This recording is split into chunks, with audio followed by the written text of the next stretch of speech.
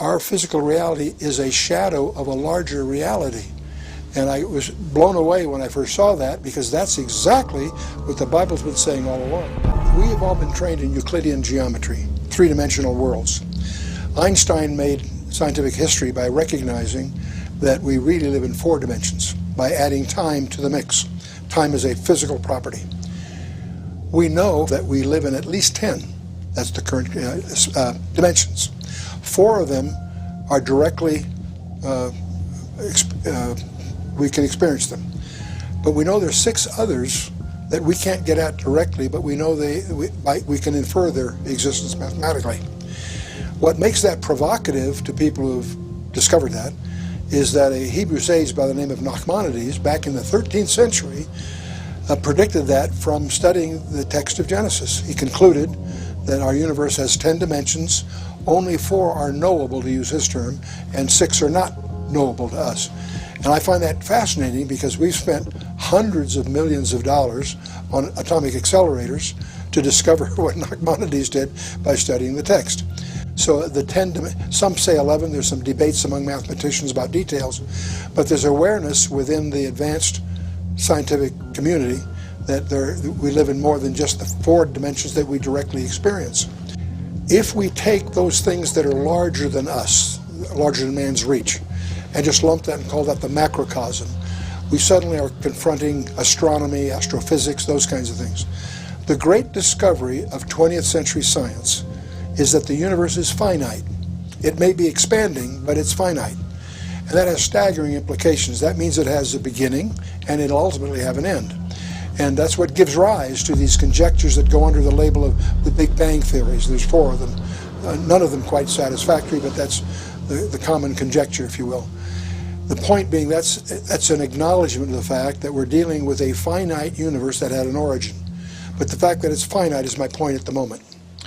If we go the other way, looking at what's smaller than man, call that the microcosm, that gets even weirder, because you and I would think that if we took, say, a length, a piece of string or something, and we cut it in half, we'd take whatever we have left and cut it in half again. And at least, maybe not physically, but conceptually, you think we could, whatever we have left, we can cut in half. It turns out, we discover, shockingly, that when you get 10 to the minus 33 centimeters, and you try to divide that, what we have there loses a property called locality. And that there's a term in physics of a characteristic called locality. And that observation has actually been proven in the laboratory.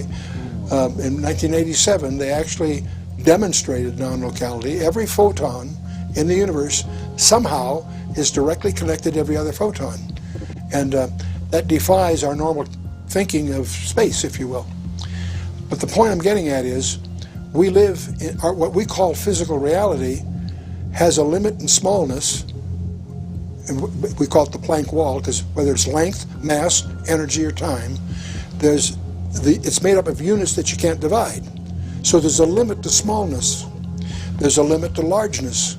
So what we discover we're in, what we call physical reality, is a digital simulation. And there was an article in Scientific American, June of 2005, which was dealing primarily with the fact that constants in physics seem to be changing, but they make the observation that's profound, that if the constants of physics are changing, that implies that our physical reality is a shadow of a larger reality.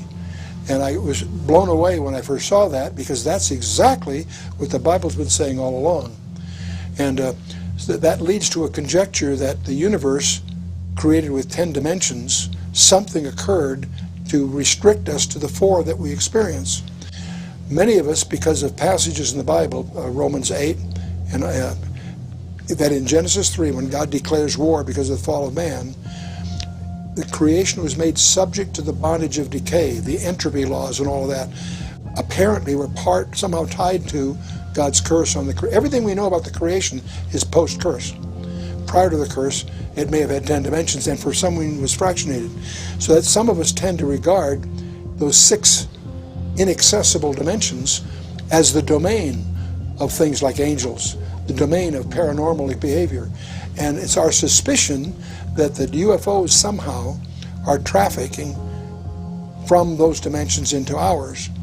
And that, it turns out that if you try to speak about dimensions more than 3 or 4, the average person can't relate to it without special training. There are only 2 people that really relate to that. That's mathematicians with special training or small children. And so, but we can learn a lot about dimensionality by going the other way.